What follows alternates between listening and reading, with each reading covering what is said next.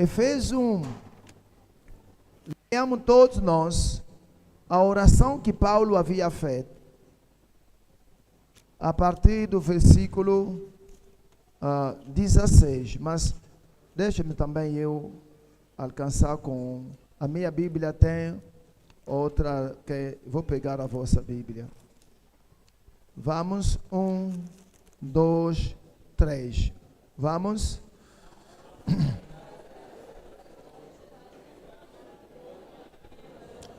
Amém.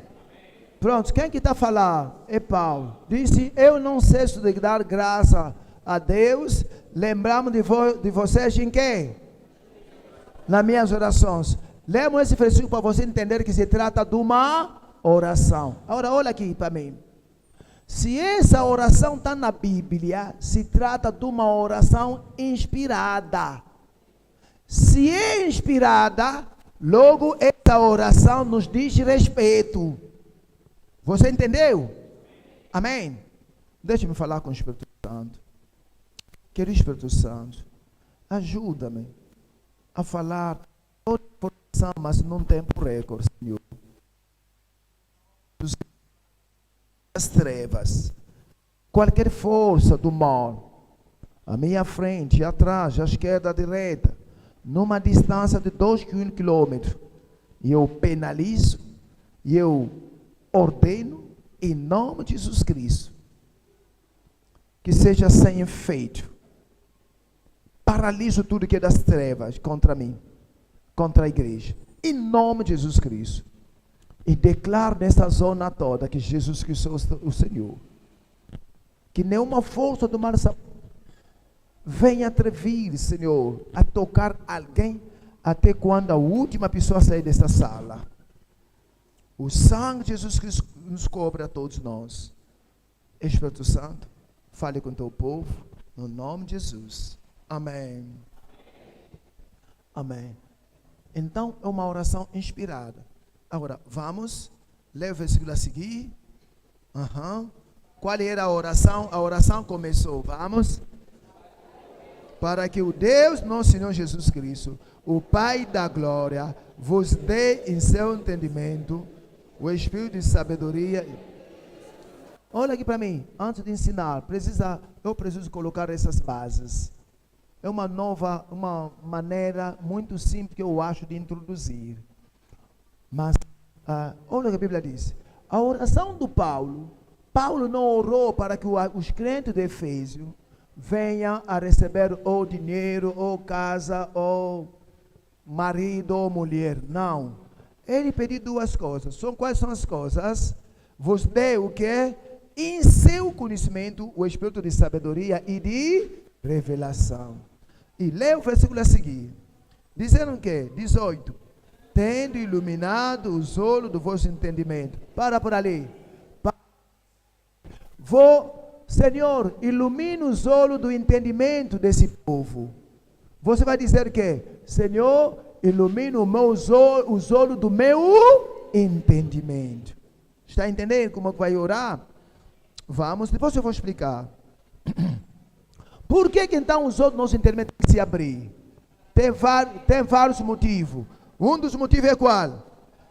Para saibais qual seja a esperança da vossa vocação. Primeira coisa, a esperança da vossa vocação. Quer dizer, tem que entender. Paulo quer que você entenda a esperança da sua vocação. A segunda coisa, quais as riquezas da glória da sua herança no santo. Sublinha. É aqui onde que eu vou insistir. As riquezas da glória da sua herança no santo. Sublinha. Vou insistir nessa parte. Diz o irmão do teu lado, precisa saber da tua herança. Você tem uma herança. Tem que gostar dessa herança.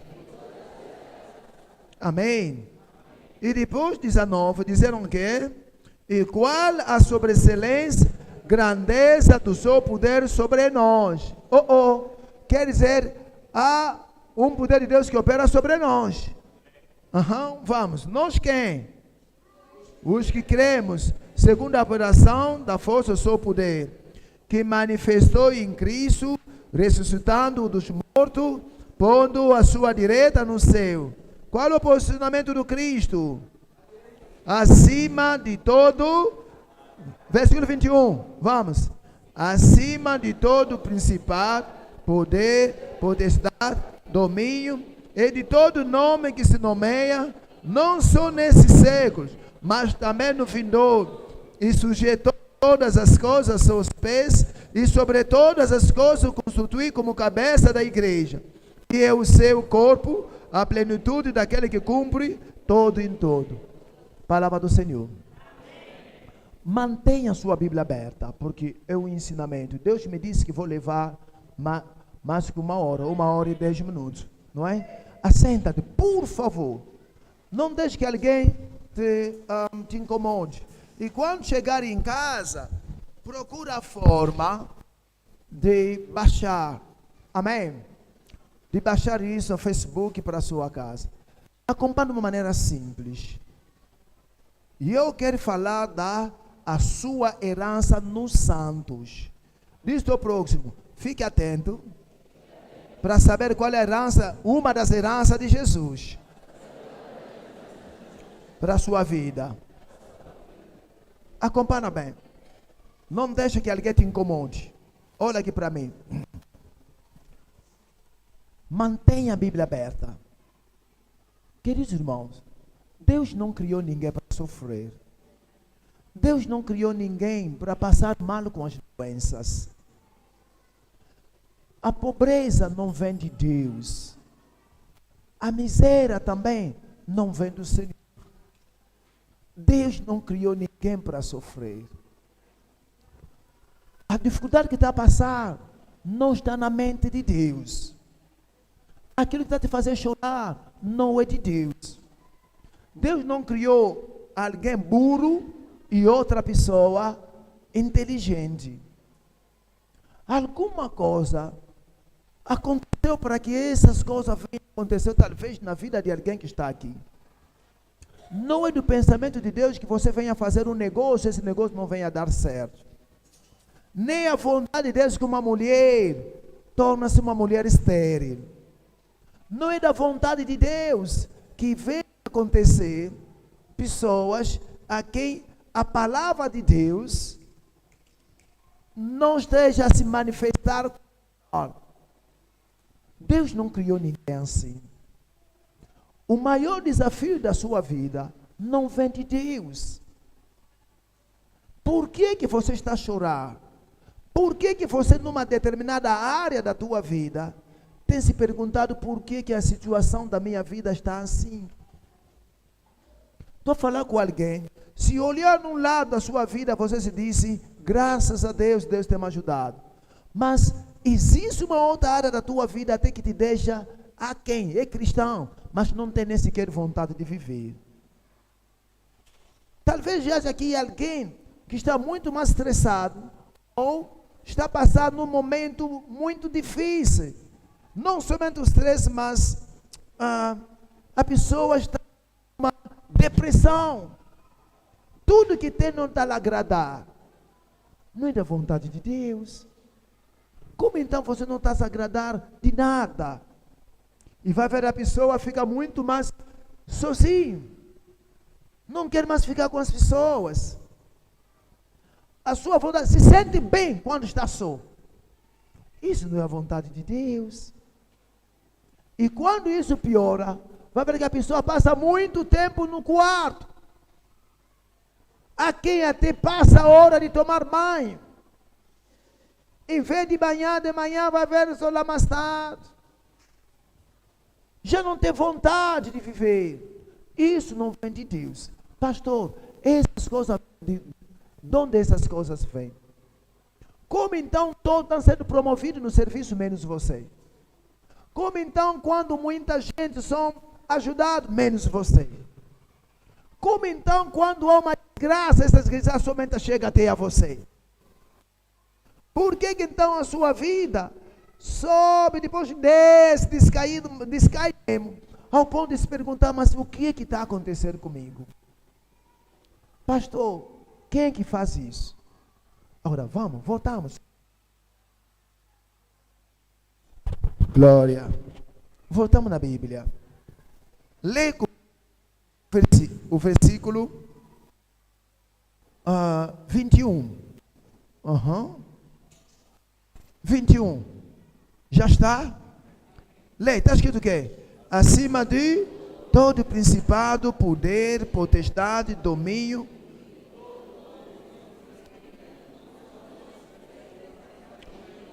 Olha aqui para mim.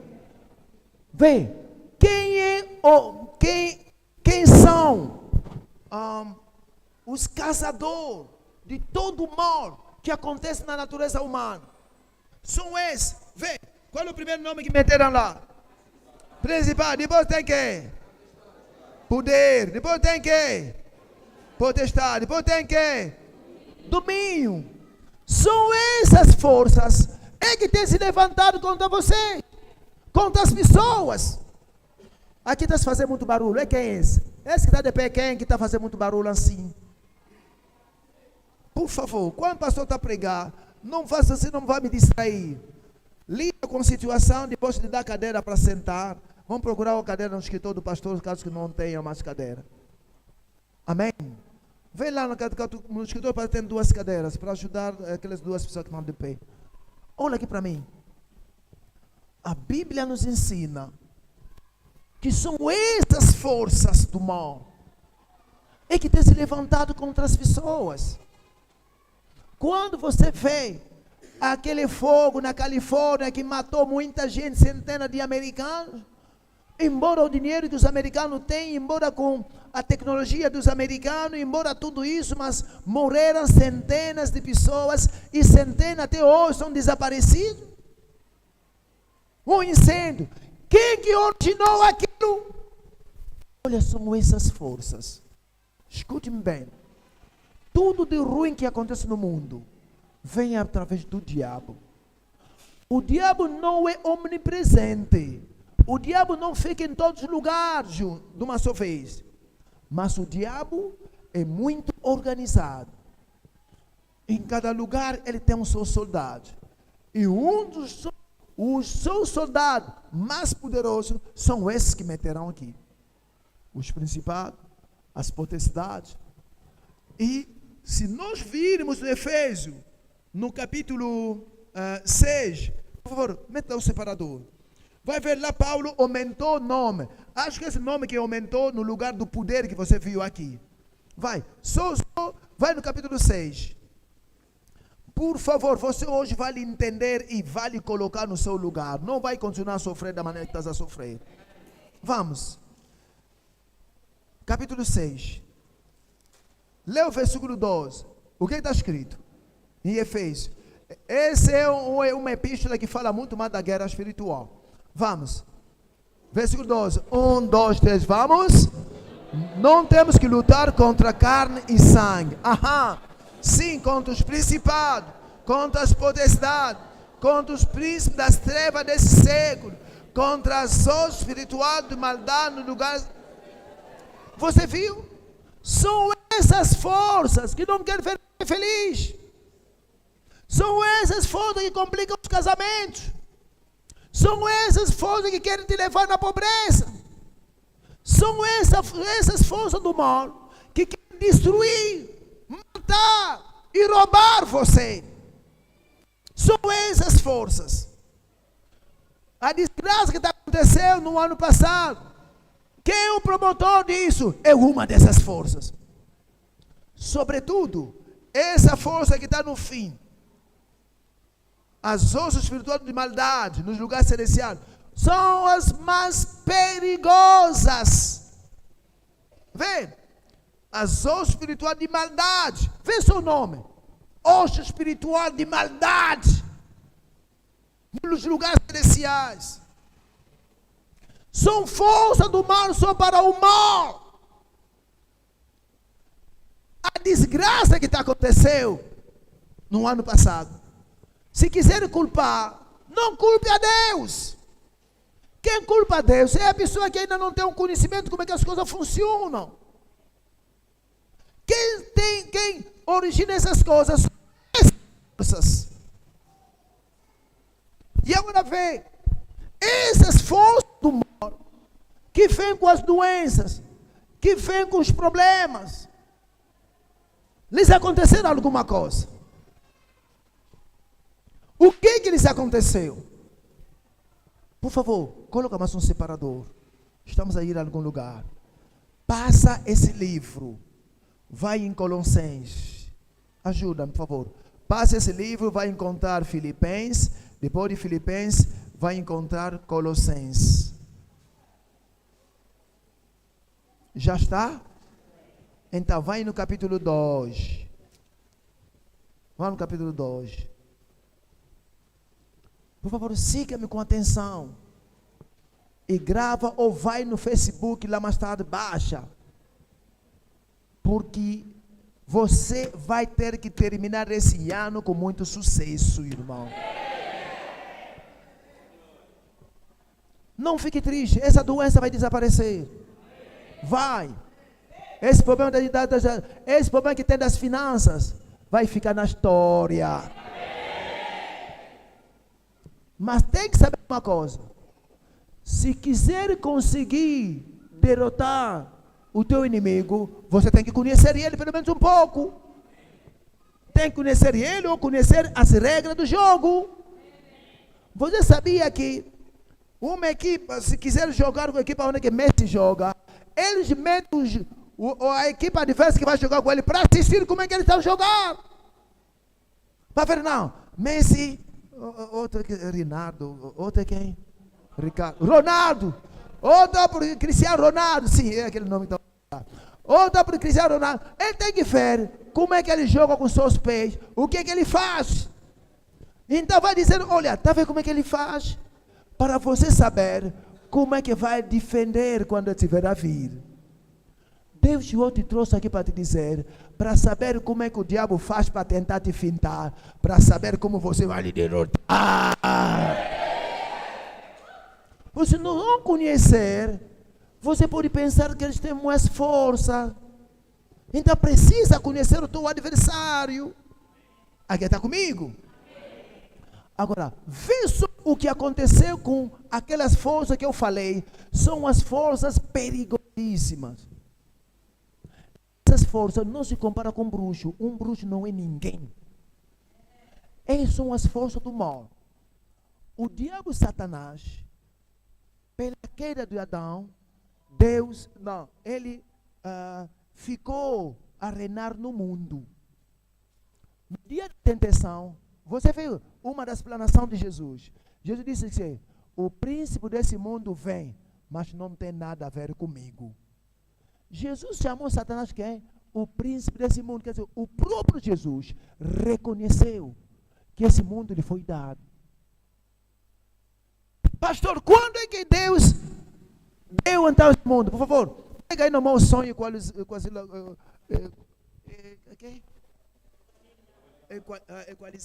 Tá?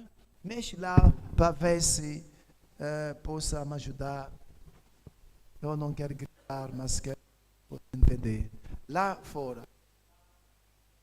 Acompanhar? Glória ao Senhor. Deixa-me só mexer também isso aqui para não haver falha. Amém, irmãos? Agora vê. O que é que aconteceu com essas forças? O diabo, o que é que ele faz? Quando ele foi atirado para a terra, tentou o Adão que era o dono desse mundo, com a desobediência do Adão, o diabo tornou-se dono desse mundo.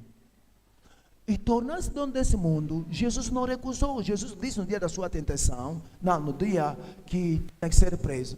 O que é que Jesus disse ao seu discípulo?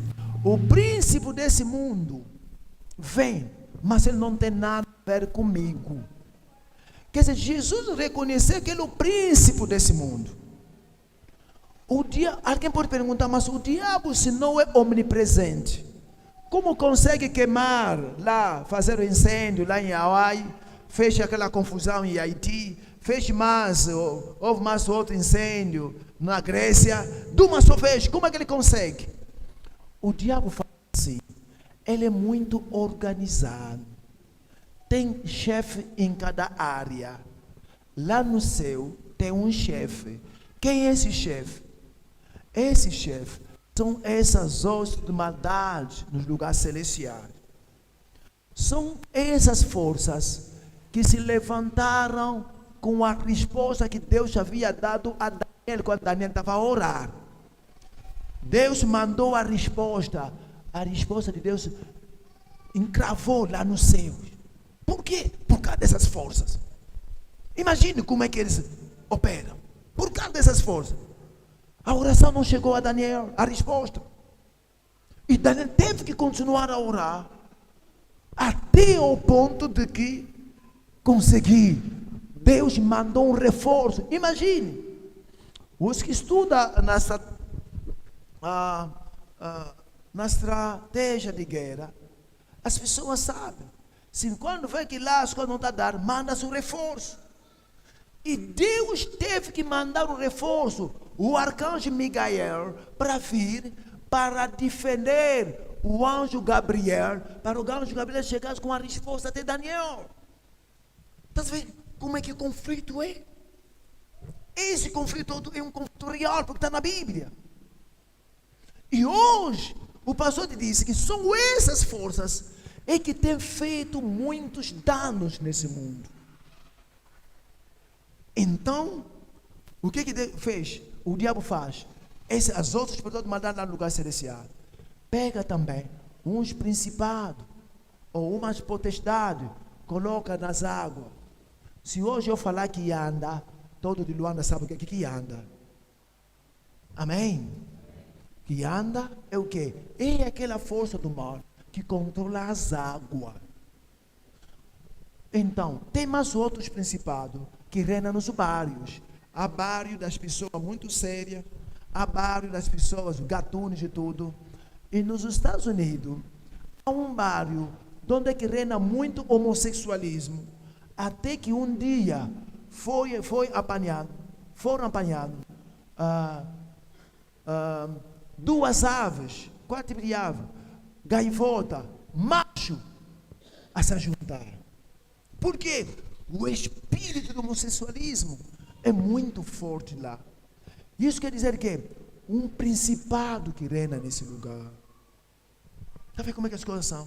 E agora, tudo que está acontecendo lá no céu, o que está lá no céu, dá informação no seu chefe. Quer dizer, a organização do diabo é semelhante à organização militar que nós temos no mundo. Temos o presidente e o chefe de Estado-Maior do exército. Depois tem o chefe de Estado-Maior. Depois tem um chefe de Estado na área marítima, na área terrestre e na área aérea. E depois, lá também tem, depois do general, tem aqueles coronéis, tem uns major, tem não sei o quê, até na classe mais inferior. E na classe mais inferior, tipo na classe das recrutas, das pessoas que foram recrutadas, é ali onde que temos os demônios. Os demônios são muito mais, são, digamos, os trabalhadores dessas forças.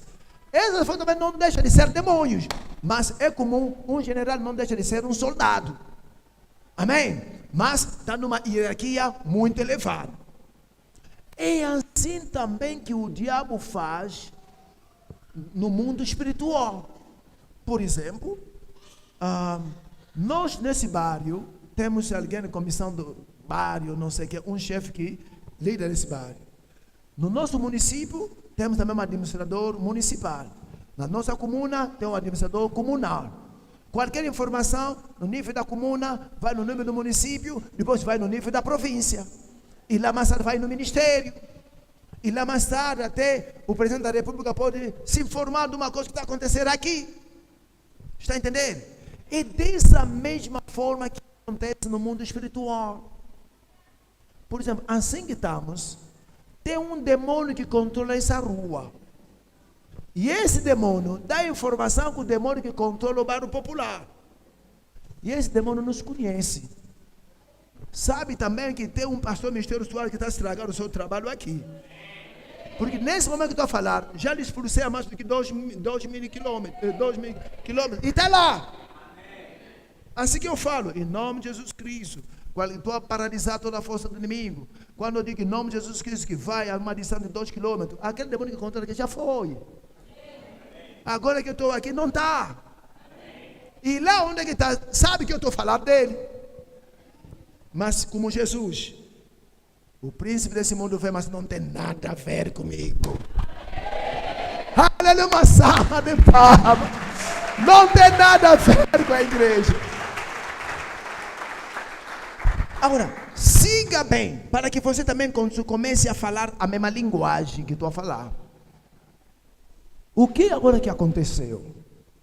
Esses demônios todos, que destroem, que vieram com aquele acidente que você passou, que vieram que te incomodaram aquela doença que você tinha, esse espírito maligno, olha a coisa que lhes aconteceram. Vamos ver em Colossenses 2:15. Olha assim, agora você vai entender quem você é daqui a pouco, porque o nosso trecho, o nosso ensinamento está em Efésios 1. Não se esqueça disso. Colossenses 2. Já está? Sim. Vamos ler o versículo 15. Lê. 1, 2, 3. Vamos.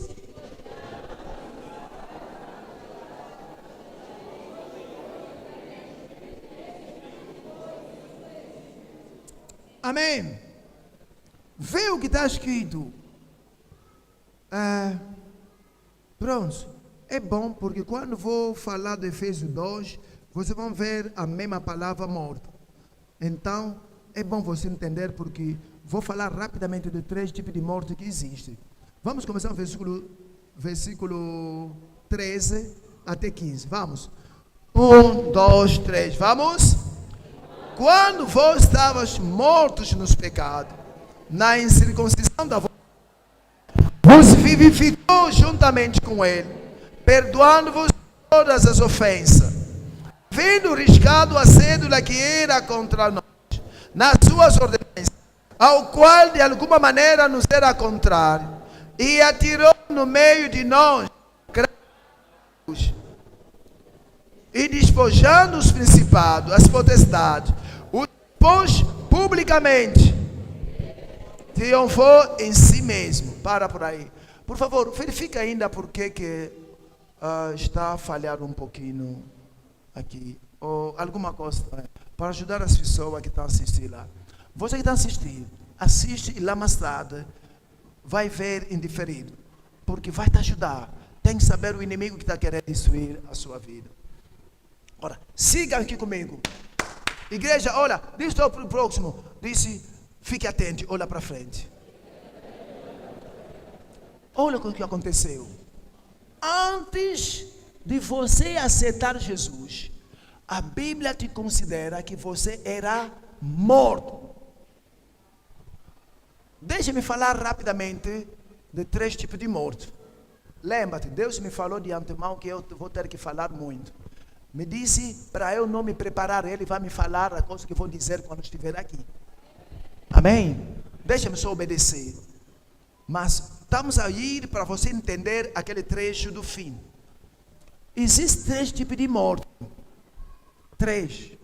Faça assim contigo. 3 tipos de morte. Olha aqui para mim. Primeira morte que você conhece bem, sabe qual é? A morte física. Você conhece a morte física? Sim.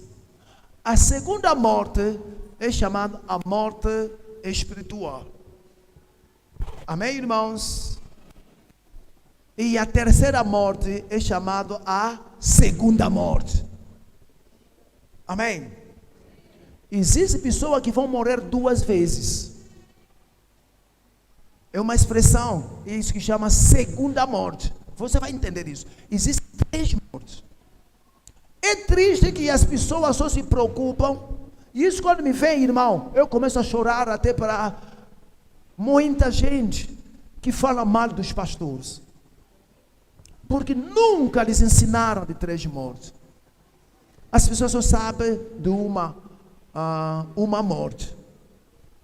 Olha, primeiro tipo de morte é essa morte que conhecemos, que é a morte física. A segunda morte é aquilo que aconteceu quando nós recebemos a natureza pecaminosa, quando nascemos. Isso é, todos que ainda não aceitaram Jesus como Senhor e Salvador são pessoas mortas espiritualmente. Você entendeu?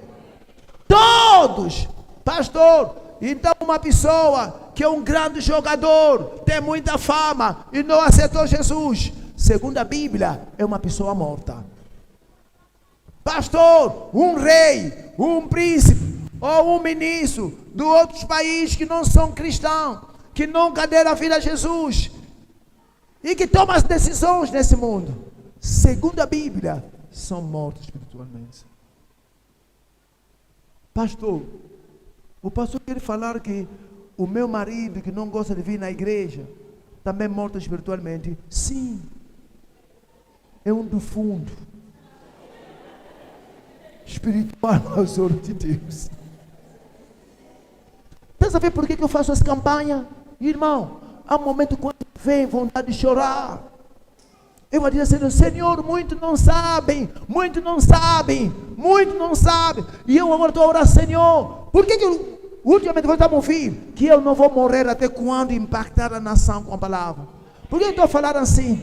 Quero dar o meu contributo. Pelo menos as pessoas possam ouvir, pelo menos uma vez. A decisão não me disse respeito. Estou a chorar. Está vendo que alguém quase de sair lágrimas? Senhor, Senhor, quase me sair lágrimas. Porque muito não está a entender. O teu pai, que ainda não tem Jesus, ele é um morto espiritualmente. Todos nós, quando estávamos no mundo, éramos mortos espiritualmente.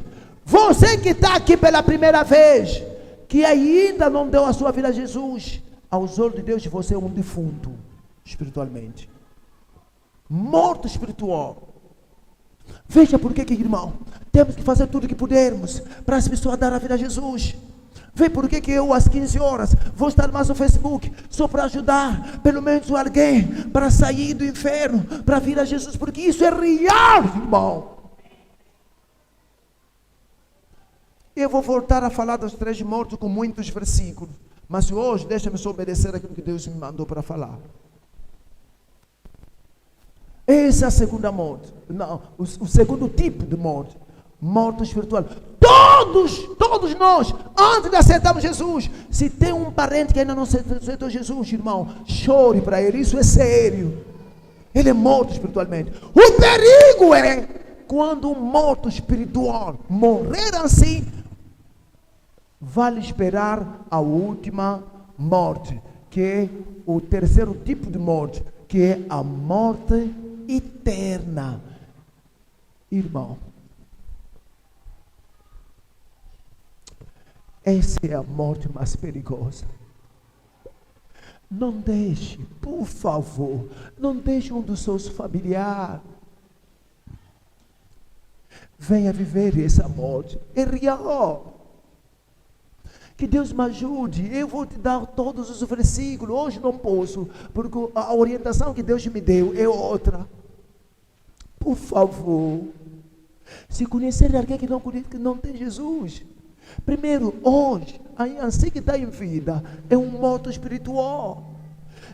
Se ele morrer com essa situação, irmão, é perigosíssimo. Isso não é mentira. Não é mentira. É por isso que temos tido igrejas. Não se faz igreja para outro motivo, só por causa disso, para que o povo possa evitar a segunda morte. Alguém que está me assistindo, se eu ao ensinar a palavra, é só para chamar a atenção. A segunda morte existe, mas escutem bem, você que aceitou Jesus nunca passará na segunda morte. Oh, calma para o Senhor Jesus. Nunca. Porque a segunda morte é a separação eterna com Deus. Por isso, talvez, a minha primeira pregação, quando vou voltar na televisão, ore para mim, irmão. Estou a precisar de milhões de kwanza para ir pagar. Não é para outro motivo, só para o povo entender. Jesus. Irmã, a palavra de Deus é verdadeira. Ajude alguém da tua família. Por favor, todos nós aqui podemos decidir que cada um vai procurar pelo menos 2 pessoas da sua família que não tem Jesus, começa a lhe convidar a vir à igreja, paga passagem para eles, faz tudo para ele, gasta muito para ele. Ele existe. Pastor, está na Bíblia? Está na Bíblia. Pastor, quero ver. Espero o dia que eu vou falar das 3 mortes, vou voltar a falar disso. E agora? O que acontece? Você lê bem o versículo 13, onde começou. Olha como é que começou. 1, 2, 3, vamos. Falaram, olha. Falaram quando você estava morto. Mas quando é que eu estava morto? Quando é que eu morri? Eu estava morto antes de eu aceitar Jesus. Entendeu por que essa palavra morto está aí? Alguém entendeu? Então, lê mais, versículo 13. Vamos?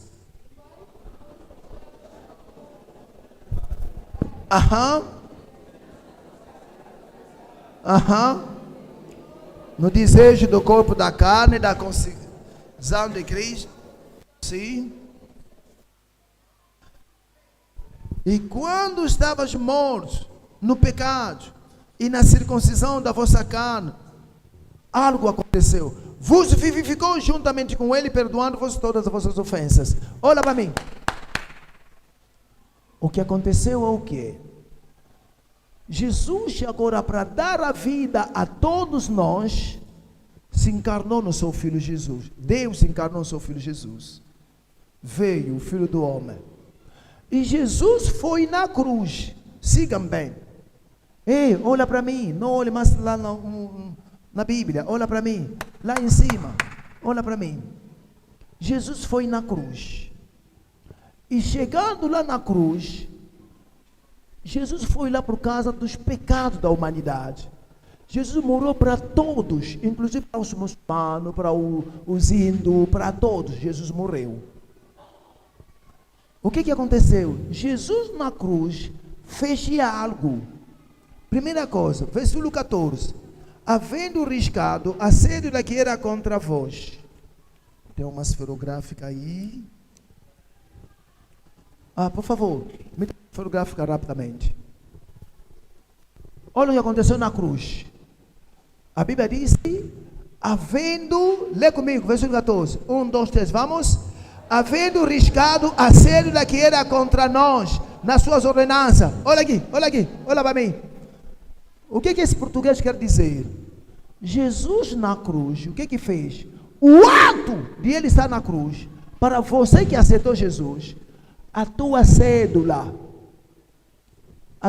espiritual diante de Deus, que era que fulano tal, é pecador, ele vai queimar no inferno.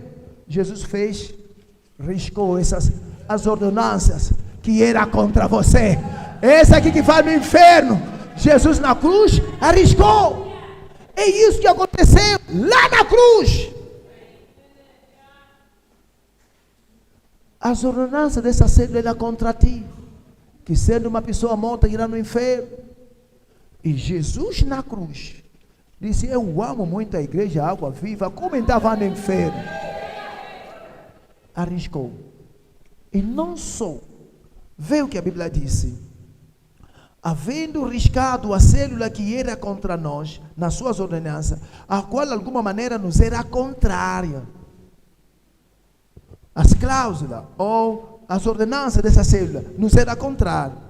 E tirou no meio de nós, gravando na cruz. Agora, vê a parte mais interessante. Lê o versículo 15, diz que Despojando. Vem, para por aí. Pastor Jorge, ajuda-me, por favor. O rapaz, vem, por favor. Digamos, esse aqui é o nosso general.